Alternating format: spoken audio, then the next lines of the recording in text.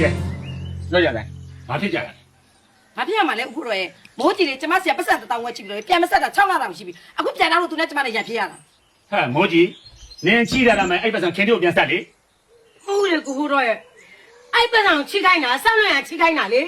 ဆောင်းလွန်ပြန်ဆက်ရမှာဗောကျမဂျူတာမဟုတ်တဲ့တော့ကျမပြန်ဆက်စရာအကြောင်းမရှိဘူး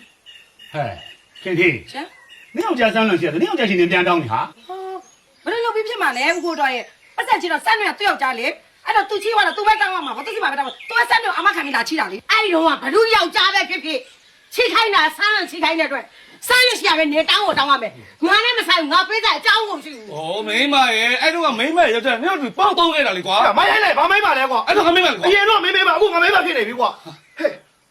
မိုးကြီးအဲ့ဒီစံကဘာမှမသိရပါလား နေနဲ့ငါနဲ့အဲ့လိုမညာသေးဘူးလေ မညာသေးဘူး ဟဲ့မညာညာဟဲ့မိုးကြီးပတ်စံချီတော့လေစမ်းတော့နေယောက်ျားလေနေကိုလိုက်မဲ့စမ်းတော့အမခံငါဆရာလာချက်နေမဲ့ဆက်မှာဗောစမ်းကဘလို့ဆက်မှာလဲ ဟဲ့ဒီချောင်းခဏလေးခဏလေးနေကြောင်းနင်းနေကြောင်းငါပြောမယ်နင်တို့ဗမာလူပြောတော့လေငါတလုံးမှကိုနားမလဲဘူးငါ့ကိုရှင်းအောင်ပြောကြသမှာ